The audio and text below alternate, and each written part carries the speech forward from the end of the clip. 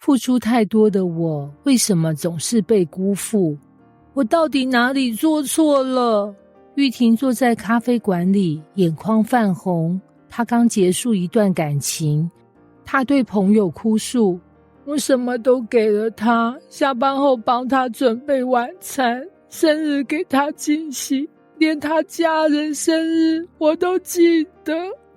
可是最后他还是说我太黏，太压力，选择离开。这不是第一次了，她交往过的几任男朋友几乎都用同样的理由分手。玉婷心里的呐喊，很多人可能也曾经有过。为什么我付出越多，却越容易被辜负？这是一个尖锐、残酷却真实的问题。今天我们要揭开这个爱情误区的底牌。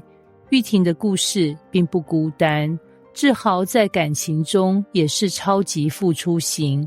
女友说喜欢喝咖啡，他立刻报名咖啡师课程，为了能随时手冲。女友说讨厌搭公车，他就存钱买了机车，天天接送。女友说压力大，他干脆推掉加班，只为陪她散步。在别人眼里，志豪就是暖男代表，但最后他却被甩了。女友给的理由是：你对我太好了，我承受不起。听起来荒谬吧？但现实就是，有时候你付出的越多，对方不但没有更感动，反而更想逃。这让我们不得不追问，难道付出错了吗？误区一，把付出当成交易。很多人付出，心里其实带着潜台词：我这么好，你应该更爱我；我牺牲这么多，你应该不会离开我；我全心全意，你应该给我安全感。问题是，爱情不是等价交换，付出不是银行存款，没有所谓存了10年就一定能领回高利息。当付出带着隐藏的期待，它就不再是单纯的爱，而变成了一种压力。对方不是在享受你的爱，而是感受到必须还的负担。真正的爱是出于自由，而不是出于交易。明美的男友俊泽是个标准大好人。交往第1年，他每天都接送明美上下班，每个节日都有惊喜，甚至帮他缴手机费，怕他忘了被停话。刚开始，明美觉得很窝心，可是时间一久，她渐渐开始觉得窒息。有一次，明美临时跟同事吃饭，忘了通知俊泽，她焦急地打了20多通电话，最后气急败坏地说：你这样太不负责任了，我这么在乎你，你却不懂得珍惜。明美愣住了，她突然意识到，俊泽的付出并不是单纯为了他快乐，而是想要掌控他的回应。这样的付出不再是礼物，而是枷锁。最后，明美选择分手。误区2，把付出当成自我价值的依靠。有些人之所以不断付出，不是因为他们真的乐在其中，而是因为害怕自己不够好，于是他们想透过更多的付出来证明，我值得被爱，我配得上你，我有存在的价值。这是一种深层的不安全感，表面上看起来像是爱，实际上却是用牺牲换来安全感。问题是，真正的爱情不是靠证明自己维持的，而是2个人彼此接纳。当付出变成补偿自己的不安，那么爱情迟早会崩溃。误区3，错把委屈当成爱。有些人很会忍，明明不喜欢对方的脾气，却告诉自己算了，他也有辛苦。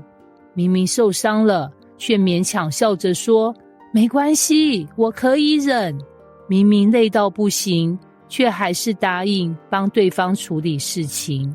久而久之，爱情就变成了一种单向的消耗，对方早已习惯你的忍耐，甚至不觉得这是爱，而是理所当然。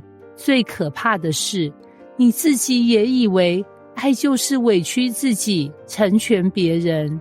但事实上，真正健康的爱，从来不需要牺牲自我到消失。听到这里，有人可能心里很受伤，难道意思是我付出的心意全都白费了吗？不，付出没有错，爱里怎么可能没有付出？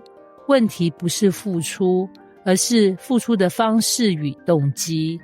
付出分两种，一，带着控制与期待的付出，这会让对方有压力；二，自由而真诚的付出，这才会让对方感受到被爱。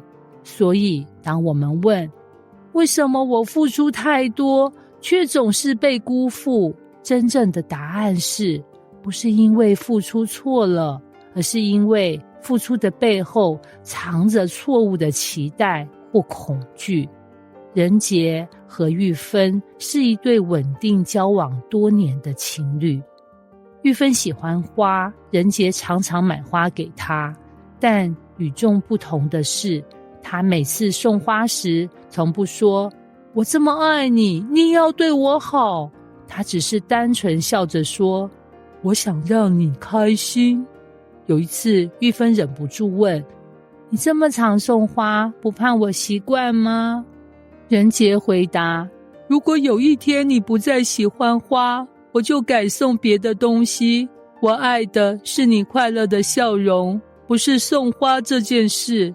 这就是爱的真谛，付出不是为了索取回报，而是因为我乐意。这样的付出才不会让人想逃，而是让人更想靠近。